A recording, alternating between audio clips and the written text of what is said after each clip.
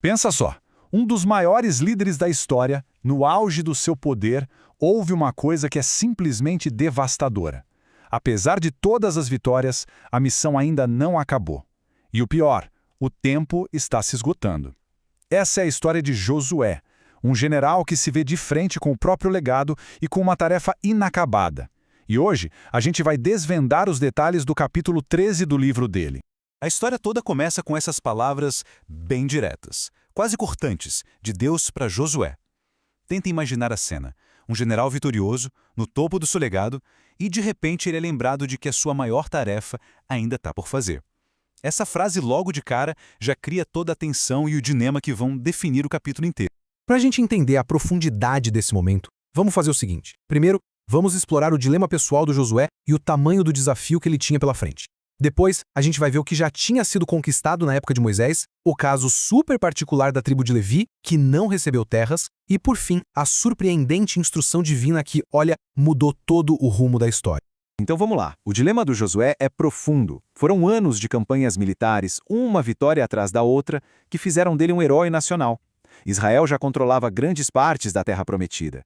Só que o texto deixa muito claro que, apesar disso tudo, a conquista total estava longe, bem longe de ser uma realidade. E o próprio Josué agora tinha que encarar a sua própria mortalidade. Mas qual era exatamente o tamanho desse desafio? O texto apresenta uma lista, e eu digo uma lista que é realmente intimidadora, de regiões e povos que ainda estavam ali como uma barreira para que a promessa se cumprisse por completo. Olha só, lá no sul, o desafio era gigantesco. Tinha os filisteus, que eram uma confederação de 5 cidades-estados superpoderosas: Gaza, Asdod, Asquelon, Gat e Ecrom. A gente está falando de inimigos formidáveis, que viriam a ser um problema para Israel por séculos. A tarefa definitivamente não era nada simples. Subindo ali para a costa e mais ao norte, a lista continua. A Bíblia menciona toda a terra dos cananeus, que é uma designação bem ampla, e também territórios específicos que eram controlados pelos sidônios, que eram famosos pelo poderio marítimo e comercial. Cada nome nessa lista, na prática, representava um futuro campo de batalha. E, por fim, o extremo norte. As áreas montanhosas e superestratégicas do Líbano e as terras dos Gebalitas. Isso aqui não era só um detalhezinho, não. Era uma vasta extensão de território controlada por vários povos diferentes. A missão, sinceramente, parecia impossível para um líder que já estava em idade avançada. E é bem aqui que acontece uma virada de foco surpreendente. Depois de listar todos esses obstáculos, a ordem de Deus não é vai lá e luta mais, não. É algo radicalmente diferente. Reparte a terra. A promessa era que o próprio Deus cuidaria da vitória. A tarefa de Josué naquele momento era outra: começar a administrar o futuro, mesmo antes que esse futuro estivesse totalmente garantido. Para a gente entender essa ordem de repartir a terra, a gente precisa olhar um pouquinho para trás. O processo não estava começando do zero, de jeito nenhum. O antecessor de Josué, Moisés, já tinha iniciado esse trabalho. Ele já tinha distribuído terras a leste do Rio Jordão. E essa base foi fundamental. 2,5 tribos. Esse é o número de clãs de Israel que já tinham recebido sua herança antes mesmo de cruzarem o Jordão. Esse precedente, estabelecido por Moisés, serviu como modelo para o que Josué agora tinha a missão de fazer com as outras 9,5 tribos. O texto detalha direitinho o que Moisés distribuiu. Olha só, a tribo de Ruben recebeu as terras do rei Sion. A tribo de Gade ficou com Gileade e uma parte de Amon. E a meia tribo de Manassés herdou o poderoso reino de Og, em Bazã.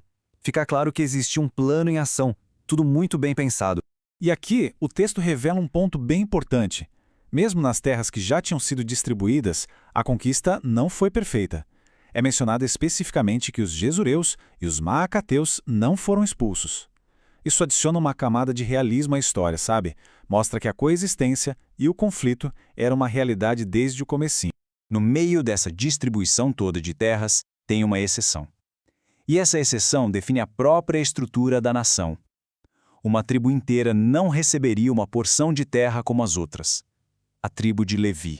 A diferença não podia ser mais gritante. Enquanto as outras tribos recebiam território para cultivar, para construir, para defender, a tribo de Levi não recebeu nenhuma porção de terra. E aí fica a pergunta, né? Por quê? A resposta está na função deles. A herança de Levi não era material, era espiritual. Eles eram os sacerdotes, os guardiões do culto. A herança deles eram as próprias ofertas e sacrifícios dedicados a Deus. O sustento deles vinha diretamente do serviço religioso da nação e não da agricultura. Faz todo sentido.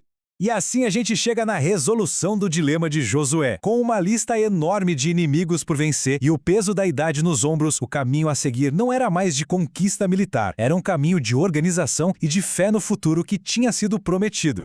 A lógica do capítulo pode ser resumida em 4 passos bem claros. Primeiro, o problema, um líder envelhecido e uma missão incompleta. Depois, vem a ordem, que soa contraintuitiva. Não espere, reparta a terra como se a vitória já fosse certa. E, finalmente, a base para essa ação toda, a promessa divina de que a vitória ela virá. O que a gente vê aqui é uma transformação profunda no papel de Josué. Ele é chamado a deixar de ser apenas um general no campo de batalha para se tornar um estadista, um administrador que planeja o legado e a estrutura da nação. É uma mudança de uma liderança focada na guerra para uma liderança focada na construção do futuro. Isso tudo nos deixa com uma pergunta fundamental, uma pergunta que ecoa muito além desse texto antigo. A história de Josué nesse capítulo nos força a pensar.